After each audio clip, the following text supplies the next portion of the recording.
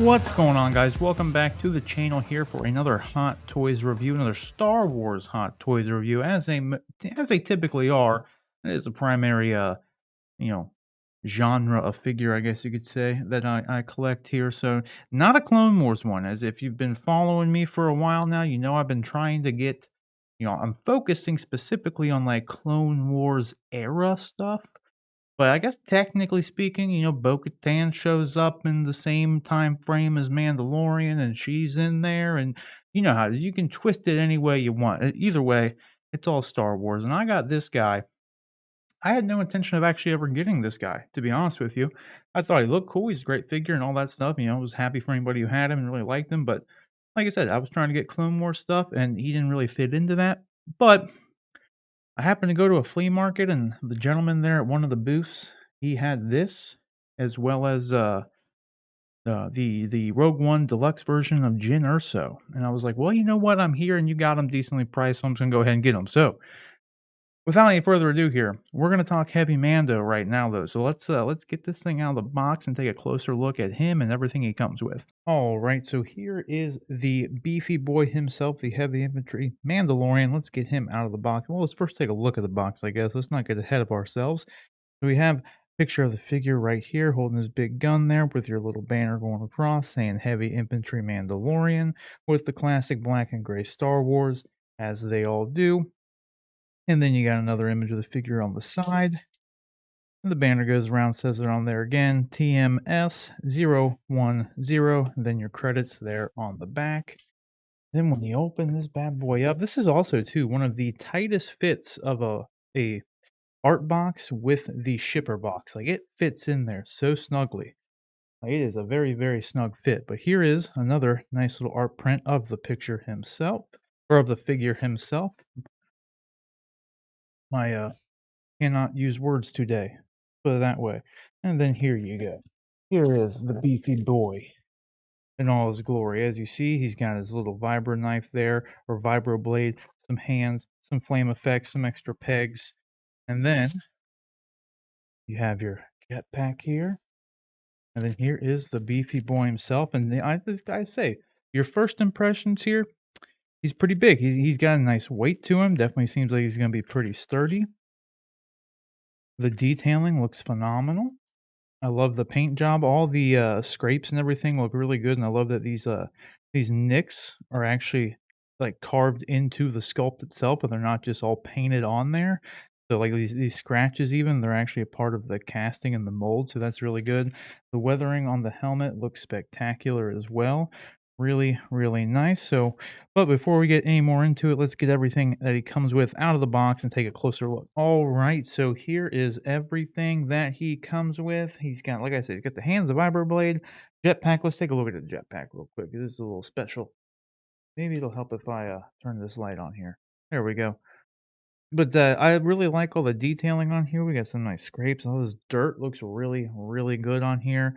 I love it when, like, they don't have to go through all the effort of the weathering, and I think the weathering always is what really sets everything off and brings everything to life. If you don't have a good weather job on there, then it just looks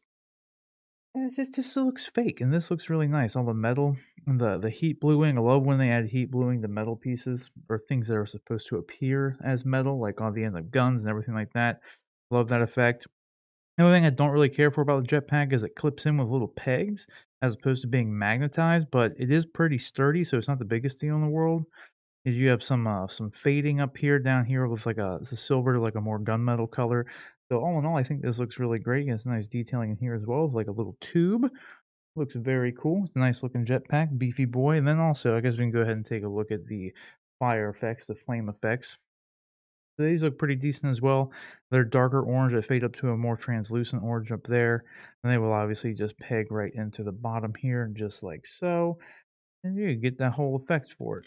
And obviously we'll go all the way in. So, but it looks pretty good once it's all inside there. So we do have that. And we do have some extra hands here, and they all have the very similar, paint scheme to them with the scrapes. I love how just scraped up this dude is more so than anything. How dirty and just like, I don't know, it looks like the dude's been in war zones, and that's what I really like about this piece. And like I said, I don't know if Can't remember if I said before, but I just happened to stumble upon this piece in a or this figure. I don't know why I keep saying piece, but I happened to stumble upon the figure in general just in a random shop at a flea market, and the guy had it marked at a pretty decent price. I had no intention of actually buying it. Wasn't looking for it at all, but he had it, so thought, what the hell, might as well get it. Last thing I really want to note about the gloves though is they did a really nice job on the sculpt here, making it look like some nice loose kind of even in focus. They're nice loose like ripples all around it, so it looks like a nice baggy glove. So I do like that as well.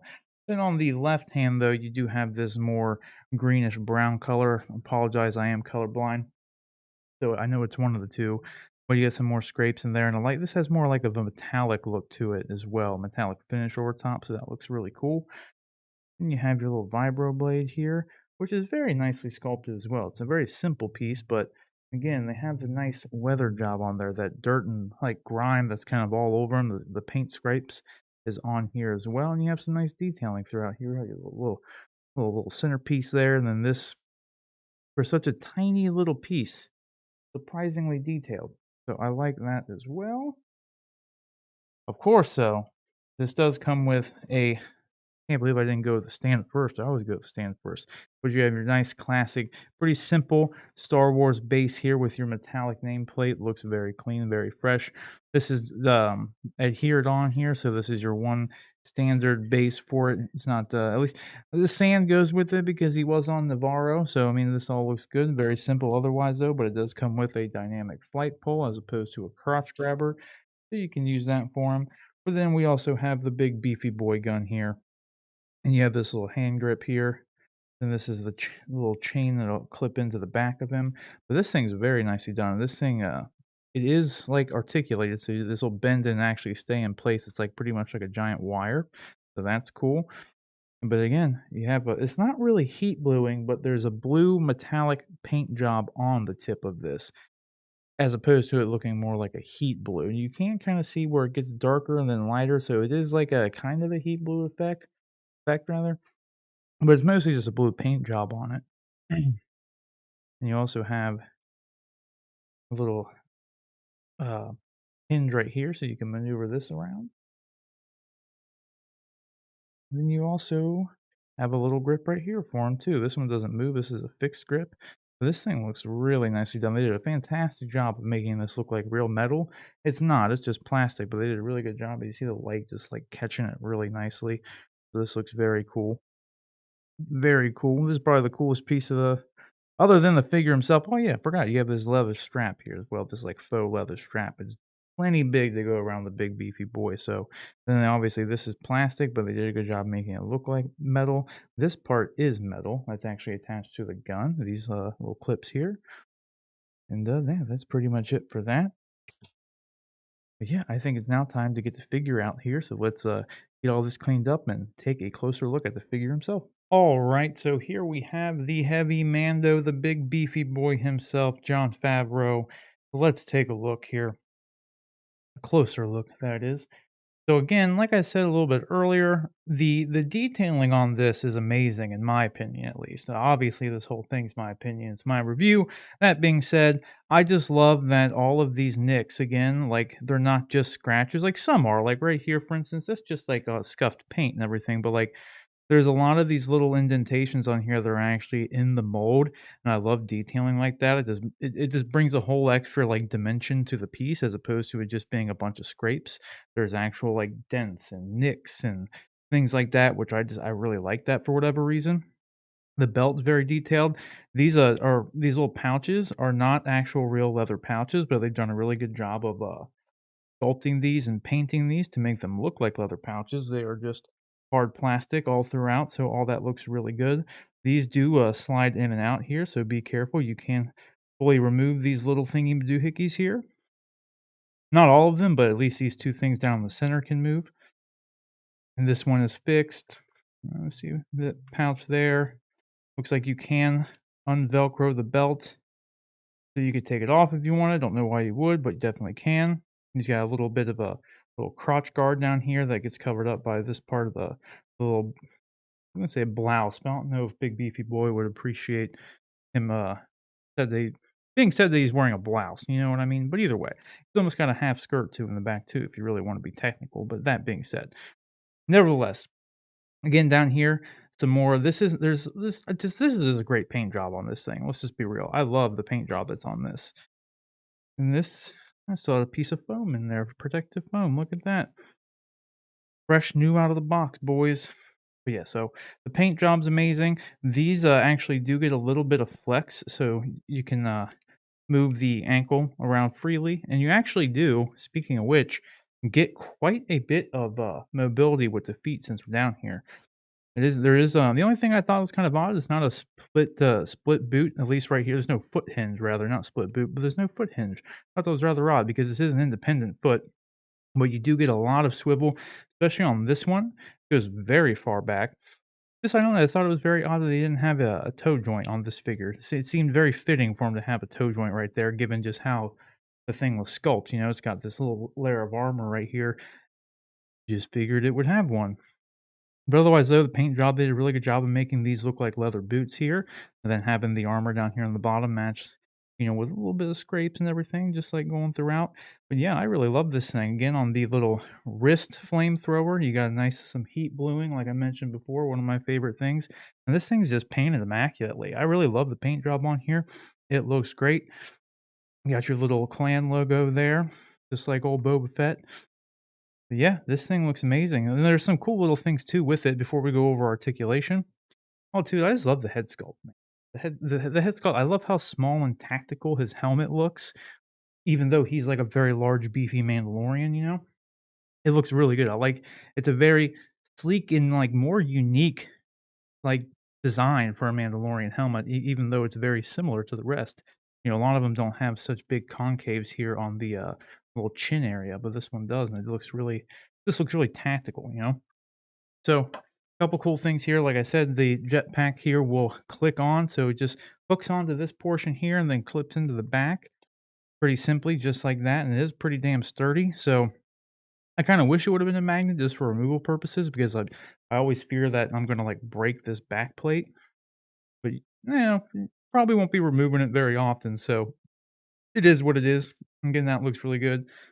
Then another cool thing is the little Vibro Blade actually goes down into his boot here. If I'm putting it in the right way. This is my first time doing this, so I don't know if it's actually going into the right section. But it just slips down right in there somewhere.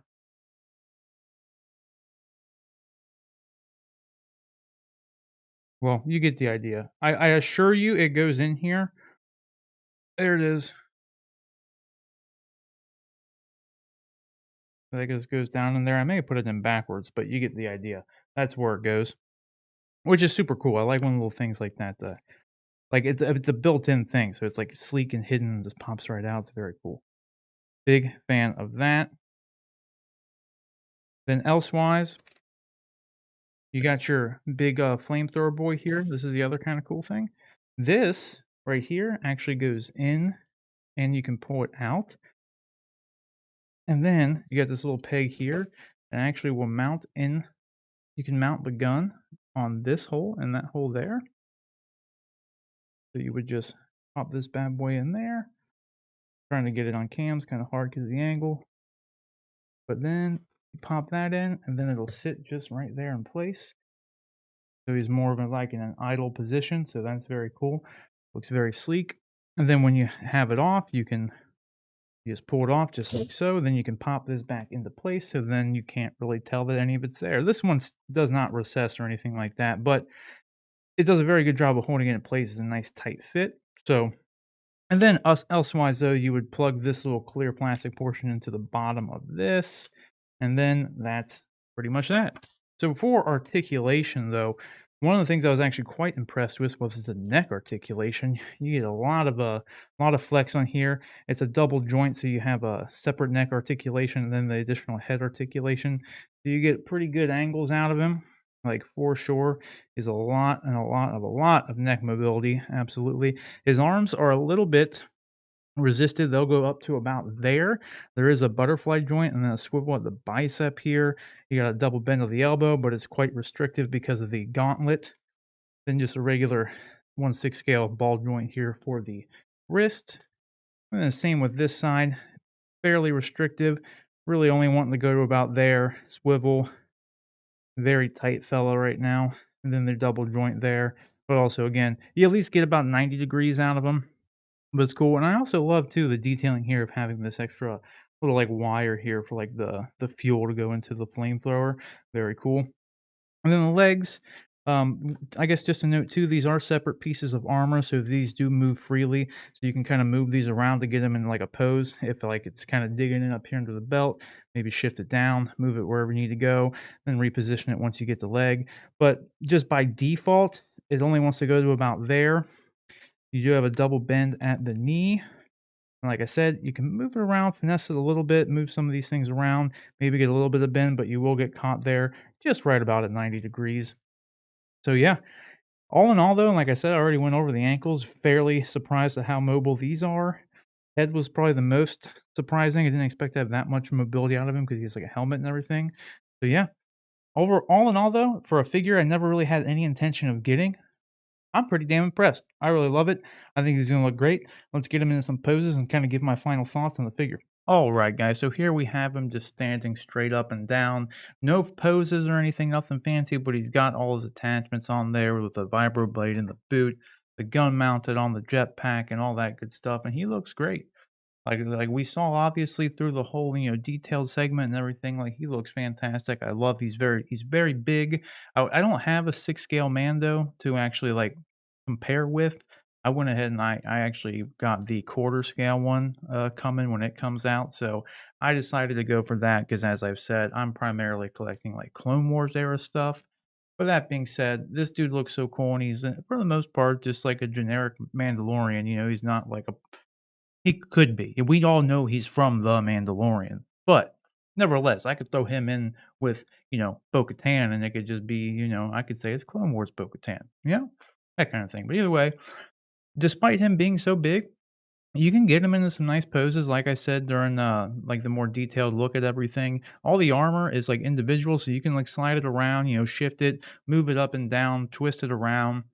And, that way you can bend the legs a little bit further, then twist, the thigh armor back into place kind of thing. The one thing I did not mention that I completely forgot about during the review, um, because sorry, this is also coming out a day late. Usually these reviews go up on Wednesday, but I had too much stuff going on Wednesday, so it's here on Thursday now.